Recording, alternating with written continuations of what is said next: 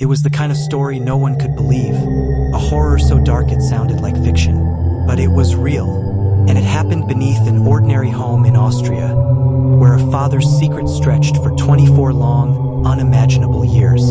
In the small town of Emstetten, Austria, 1984 began like any other year for the Fritzl family. Joseph Fritzl, a respected engineer and family man, lived with his wife Rosemary and their children in a modest, well-kept home. To neighbors, he was quiet, strict, maybe even odd, but no one suspected the monster he truly was. His youngest daughter, Elizabeth, was 18 years old, shy, gentle, with long blonde hair and a soft voice. She had dreams of traveling, working, and escaping her father's cold, controlling shadow. But Joseph had other plans. Since her childhood, Joseph had been obsessed with power. He wanted control over everything and everyone, especially Elizabeth. She had tried to run away once, a few years before, but the police found her and brought her home. She didn't know that the walls of her home were already closing in. On August 28, 1984, Elizabeth's mother reported her missing.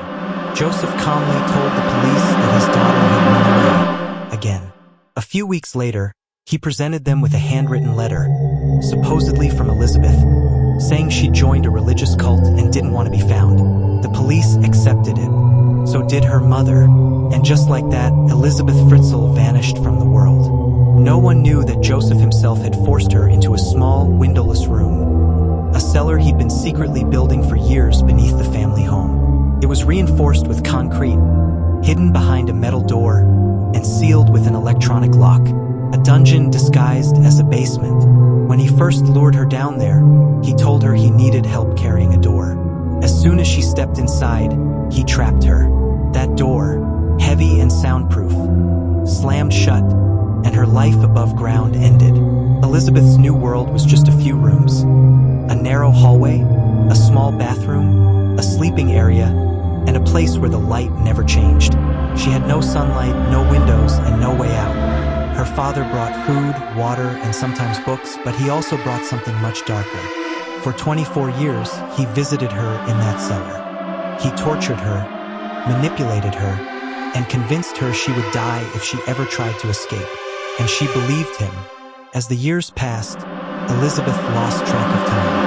Her body grew weak, her hope faded, but she was still alive, and that meant she could still dream. She dreamed of light, of fresh air, of the world she could only imagine now. Then came the children. Between 1988 and 2004, Elizabeth gave birth to 7 children, all fathered by Joseph. 3 of them, Lisa, Monica, and Alexander, were taken upstairs as infants, supposedly left on Joseph's doorstep by Elizabeth, who couldn't care for them in the cult. Rosemary, believing the lie, raised them as her own. The other 3, Kirsten, Stefan, and Felix, remained trapped below with their mother. They never saw the sun. They learned to whisper, to live in silence, to believe that the world outside was too dangerous to exist. In the dim yellow light of that underground prison, Elizabeth tried to teach her children. She made up games. She taught them words. She told them stories about trees, clouds, and stars, things they'd never seen but could imagine. Every sound from above, a footstep, a voice, a car, reminded her that the world was there, just beyond the walls, but unreachable. Above ground, Joseph Fritzl lived 2 lives. To the neighbors, he was just a strict old man with a large family. To his wife, he was a husband with secrets. But to Elizabeth and her children, he was a god, one who ruled with fear and cruelty. He told them the door was rigged with electricity, that poisonous gas would kill them if they tried to escape. He controlled the lights, the air, their food. He decided when they could shower, when they could speak. He was their entire world. Over the years, he kept expanding the cellar, making new rooms, adding a small fridge, a sink, and even a television. It was held disguised as a home, and yet somehow Elizabeth never gave up. Deep inside, she believed something would happen, that one day the outside world would know the truth. In April 2008, her oldest daughter, Kirsten, who was 19 at the time, fell gravely ill. She had lost consciousness and was barely breathing. For first time, Joseph panicked. He couldn't treat her himself, and without medical attention, Kirsten would die. So he did something he had avoided for decades. He took Kirsten upstairs. He left her at a hospital in Amstetten with a note, again claiming she was the child of his runaway daughter living in a cult. But the doctors were suspicious.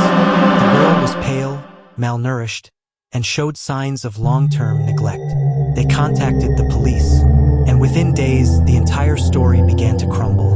When Joseph brought Elizabeth and the remaining children upstairs to explain the situation, doctors and police were already waiting. For the first time in 24 years, Elizabeth saw sunlight. She breathed fresh air. She walked on real ground. At first, she refused to speak. She was terrified. The man who had stolen her life was right beside her, and she believed he would kill her if she said anything. But soon, she found her voice.